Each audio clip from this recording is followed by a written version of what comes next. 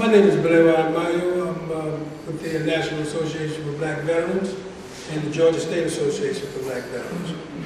And what my concern is, or my office concern is the welfare of homeless veterans. I'm a Vietnam veteran.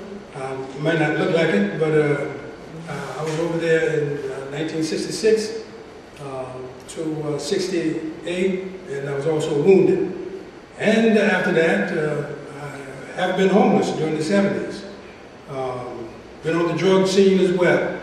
So right now, I have a staff of about 5 volunteers, and our focus is on saving homeless veterans. What I do is advocate for the homeless veteran. In America, there should be no homeless people, let alone homeless veterans. So my focus is on the homeless veterans, and I'm here to connect up with each and every one of you to ask for your support. The more the troops come in, the more people that's going to be unemployed.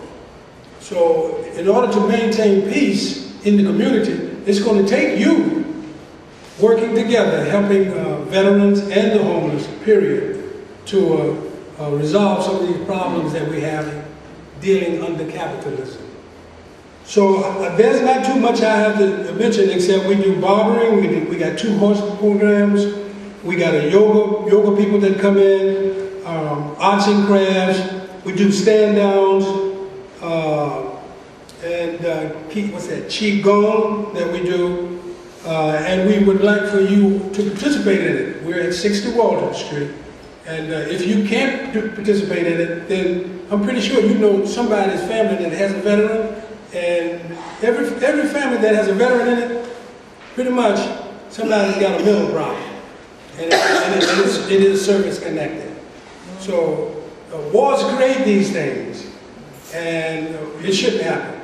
So I'm here to plead on behalf of the veterans, all veterans in the United States, for your assistance in helping them come back into the community. We're going to hear now from Diane Mathowitz, who is the definition of hooked up. So she is. She's hooked up to everything, every movement, oh, was that bad? Oh. She's hooked up to organizations and movements, and she is part of all of them. So Diane's going to come and talk about how these issues all connect for us. Thank you. Hello, everyone. Actually, I sort of maybe not going to talk about exactly what Anita just said. What I wanted to, I think, most talk about is the need to have alternate sources of information, which is why I think this meeting, which brings together people who are, really focused on the work, you're working really hard from morning till night with the issues, but this meeting and the handouts that Lynn referred to are so really important. And I also wanted to, I see that a lot of people have a copy of Workers' World newspaper, which I bring to these meetings because it's another source of different information that you don't usually get. And the reason I think that's important is because right now in the world, the United States isn't the only place that is suffering so tremendously from this economic meltdown of big capitalist corporations and the governments. So the cutbacks that we're experiencing here, if you get to see any of the news at all, you see that in France, there's this civil unrest that is so kind of exciting to see, because workers and students are sort of saying to the government of France, no, we're not allowing that you should cut back these social benefits. The money that the government gets is from the people. So why are you trying to take away the good things that the people have worked for to get, so that you can bail out banks and give corporations big tax breaks? And then the headline that's on the paper that many of you have is about Ecuador. There was an attempted coup by a part of the police force, and the president was actually, a popular president, was attacked by these rogue cops. But then the people, came and stopped it.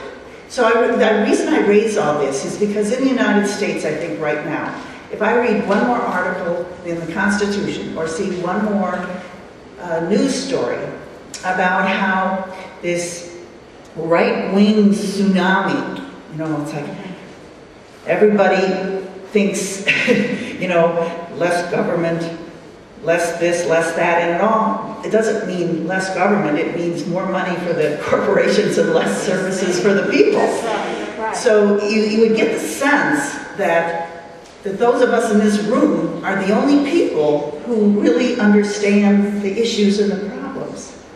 And to some degree, I would have to say, in terms of people who are doing something about it, that might be a little bit true. But the vast majority of the population is not involved, it doesn't get asked. So that when we see this sort of unrelenting news that makes it seem as though the only solution to this capitalist crisis is that public education gets cut, healthcare gets cut, workers are supposed to work harder for less money, and just on and on and on. And it seems as though that's the solution. All of us in this room are very aware that there's another solution. And that's why I really do want to say thank you all for being here and for searching out different points of view and the expression of other people. And I think we should take confidence. We should be confident that the slide into this really backward notion that every person is on their own and that if they don't make it, it's their fault. That's being countered around the world. There are people like us everywhere. Now I want to ask Iconium to come up and talk to us about the Human Rights Network and the incredible work he's doing around the country and around the world. Bring us up to date, please, sir. Thank you. Good afternoon, everybody. We do a lot of work, as Anita alluded to, at the U.S. Human Rights Network. And I wear a number of hats outside of the U.S. Human Rights Network. I'm also a member of the Malcolm X Grassroots Movement, which has a chapter here in Atlanta. It's been here for a number of years and been doing work. Many of you may know the Malcolm X Festival, which goes on every May, is one of the key kind of signature things. So I'm also with that organization. The hat I'm really wearing today, when we came to talk to you about today, is one of the projects, campaigns of the U.S. Human Rights Network, which is the Take Back the Land campaign. And building off of, in part of what Diane said, there's millions of people in this society now, probably more so than ever, who are in their homes and scared out their minds. Not knowing if they can make the rent, not knowing if they're going to have a job, how long that job is going to last, and they're wondering, if they're going to be on the streets. And many of them are winding on the streets, or they're in their mama's house, or their father's house, or their auntie's house, or their brother or sister's house. So there's a homeless population which has emerged, which has really hit the true face and the true number of homeless. Really, I think there's no way, there's no way this government can keep track of it right now. And they have no interest in doing so either. So that's another thing we have to recognize. But one of the things that we've been trying to do is to communicate to folks that you don't have to, A, suffer alone, and B, that you can fight back, right? And the fight back piece is really the critical piece that we've been trying to build with the Take Back the Land movement throughout the country. Because we know people have just, they've been foreclosed on, they've been evicted. And I'm not just talking about people in the so-called private housing market. There's the public housing market, the Section 8, all these different things have been affected, particularly the last 5 years. But most folks, because of how we've been conditioned, particularly the last 30 years, with such intense individualism, such intense, you gotta go it alone, you're on your own, you gotta deal with your own problems, don't ask the government, don't ask anybody else for any assistance or help. So there's a lot of people, I think, who've been conditioned that way in this country, who are suffering in their houses alone. Not talking to their neighbors about, I may be evicted, I may be foreclosed, can you help me?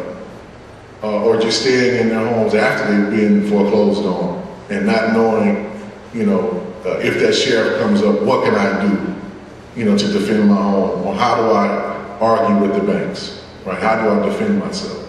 So we've been trying to build that fight back movement to let folks know you don't have to suffer alone and you don't have to leave. And quite frankly, since the banks already got paid for your house, right, with the bailout, because that's where most of it went, your house has already been paid for by you and your taxes, right? So you need to stand firm and make a demand on the government that be recognized and notarized as public housing and then negotiate on what the terms of your lease are, right? That's our position, that's our stand. If I already paid for it with my money, right? Well, why do I gotta go anywhere? Why do I gotta be on the street? So just something to think about. That's an argument that we really been putting out there, because if they got bailed out to recover their losses, we should get bailed out. It's our money, right? Fundamentally from extracted us through taxes. So one of the things we just trying to focus on now, you've been hearing a lot in the media about this foreclosure fraud piece, right? And that's been going on for decades. In the particular form that people are talking about it now. It's a good thing to a certain extent that there's a lot of media attention to it, but one of the things that we've been trying to draw out is there's an aspect of it we want to get folks to think beyond. Because what the banks are trying to do, and you already said yesterday, I think Bank of America said it's starting this foreclosure process again, its moratorium is over, according to what they said. So the reason they tried to get out in front of the particular piece was to protect their interests, not to protect us. We need to be clear about that. Right. And one of the things we were simply trying to raise to, like the state's attorney general, now all 50, are saying that they're going to do some investigation on this foreclosure fraud issue. That's good, but it needs to go a little bit further. We have to push it further.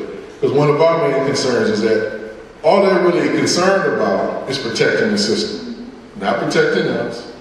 Not making sure that people are housed, clothed, fed, etc. And so with this particular process, all they're really trying to do is create a more airtight foreclosure process. So they can kick you out even better, put you on the streets even faster, quicker, in a more deliberate way than what the previous system would allow. We think it has to go further. So there's a couple of things in the piece that we just issued earlier this week, as a matter of fact. Really trying to clarify and just educate people. I'll talk about that and then end maybe with some questions and just talk a little bit about some of the work we're trying to do in support of the task force for the homeless. So what we're seeing, the Obama administration, in part trying to deal with this crisis, has set up a number of different programs to supposedly to defend renters and give them some options to be able to stay when the owners have been foreclosed on, so they don't have to be kicked out immediately. Now one of the problems was, well, A, it doesn't go far enough, but just accepting the program on its own terms for just a minute.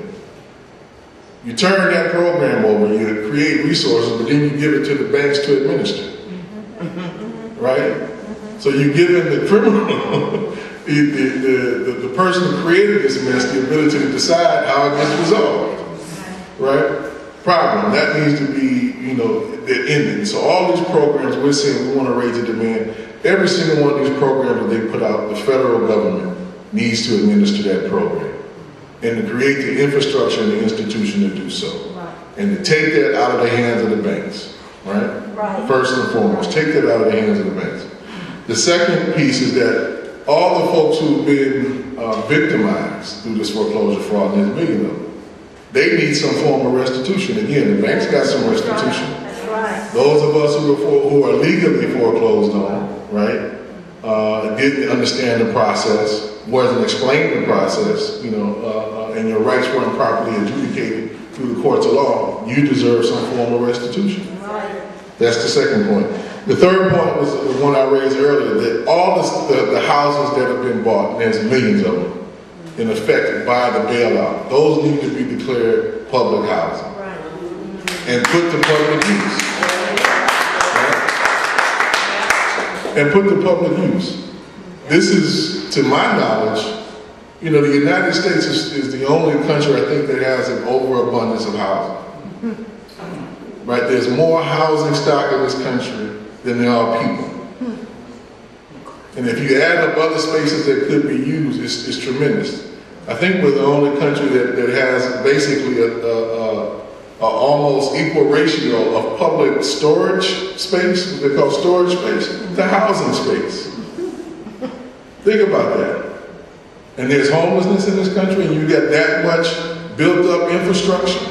That makes absolutely no sense. So in declaring that, they have to make sure that there's some use for it. And all the folks who are sleeping on their mother's couch, who used to have a home, should be put back into either their own home or a home, right, with the money that's going to be spent.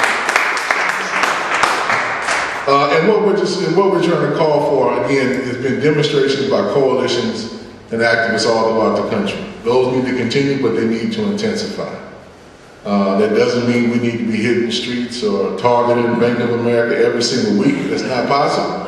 But to the extent of when coalitions, you know, do call those actions, we need to support them on the local level, on the national level, right? And try to make sure that they're strategically kind of laid out. One of the things we are really trying to promote is this concept of like a national rent strike. This might be, some folks say that's a little controversial, a little premature. To a certain extent it may be, right? That people aren't necessarily organized in a sufficient way yet to carry it out. But if we don't put out the idea, right, and get people to kind of take on that challenge and to think about it as an option, we would be irresponsible. So I want all of you to kind of think about that, right? And what potentially we can do in Atlanta to maybe kick that off. And then the last thing is, you know, one of the main things that this campaign has been about is getting people to understand that without a certain level of concerted direct action and pressure, there won't be change. If we just expect the courts and the politicians to change it, we'll be waiting for a very long time, if ever, if it really gets changed. We have to take some action to do that. So, you know, a lot of the things we've been putting out, understanding the risks and trying to be clear with everybody about that, but that the vacant homes and the vacant properties that are out there, we need to be trying to put people back into those homes, right?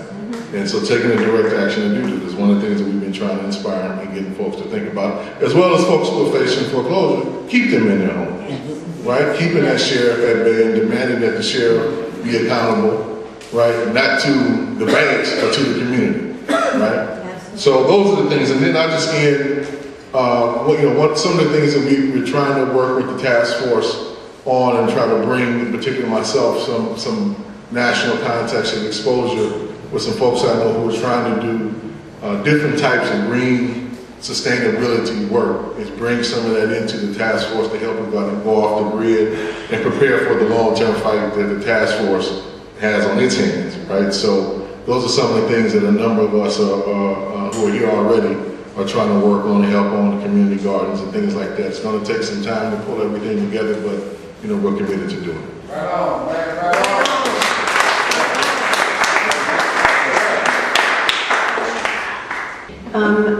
With leadership like Kali and others you've heard from today, take note. There is resistance in this nation and all over the world to what is killing people and stealing their homes, stealing their livelihood. When we see statistics like more than half of the renters in this country, and by the way, the number of renters is going up in just incredible numbers, because people who lose their housing that they own go straight to renting. And then folks are paying more rent than they can afford. And we all know who serve homeless people that homelessness, when we ask people what were they paying when they lost their housing, they didn't lose their housing, as in misplaced it. They couldn't afford to hold on to it because the gap between what they earn and what the housing costs is growing by leaps and bounds. Income has gone down by at least, I think, almost 2%, and housing costs have gone up by 13% in terms of rental market. So there's no match. There's no mystery to this. People, almost 52% of people who rent housing can't afford the housing they're in now. And if we know what income level and what rent cost level precipitates homelessness, then we know people from 35% to 50% are at imminent risk of homelessness. By the time they're paying 70% of their income, they hit our door. I mean, that's an absolute fact, predictable fact. So we can look at the numbers and say there will be a wave of homelessness from the foreclosure crisis, which doesn't happen immediately. People lose their owned property, and that's a whole other issue we should talk about. They lose their property and then have to rent somewhere to live, and it takes that time to trickle down into homelessness. But I can tell you, it's predictable. It's not a mystery. We know it. We can look at the numbers. And, you know, all of the hope that's represented in this room is represented by the ideological understanding of these young people. Graduate student like Mark, young people in Food Not Bombs, and the New Black Panther movement is hopeful in terms of our having a different analysis of why we are where we are. We can't do the same thing and not expect to fall in that hole. That's called crazy. So it is time for a paradigm shift. It's time for a power structure shift. And if you heard Michael Moore when he accepted the John Steinbeck Award at San Jose State University on the West Coast, he called for revolution. He did call for revolution. He said, and this doesn't mean guns in the street. It means saying, no, we will not take it anymore. I will not leave. I will not move. It means standing up and saying, if you don't represent a change, then you're not going to be elected. So, you know, November 2nd's coming up, but before that, November 1st comes up. And that's the last thing to leave you with. We have the 22nd annual Homeless Memorial Day and Requiem on November 1st. It is a crying shame that 22 years we've celebrated, for that long we've celebrated the lives and mourned the deaths of people who died on the streets and homeless. They didn't all die on the street at that time. And we will be asking all of you service providers to join us. Bring your banners. If you don't have banners and signs, come to our art studio on Friday, the 29th of October. We'll make banners and signs. And then we will march from the task force from Peachtree Pine to City Hall, beginning at 11 o'clock. Come early for coffee and donuts. Go with us to the march. We'll take 3 coffins that we have constructed on a funeral march. If you can't do that, or if politically you're not into this, then just wish us well as we do that. And you continue to do what you do. But support our efforts and that day, please, and show up for that service at night at 7 o'clock at the Cathedral of St. Philip. Once again, and we're going to make this more political than it's been in a while, because we have some places we want to make gifts of coffins that represent the death of civil rights and human rights and opportunities in this city, the death of public housing, the death of public health care, and we could go on and on and on, the death of public space and the right to walk free in our streets and not be arrested or harassed. So please join us and let us know.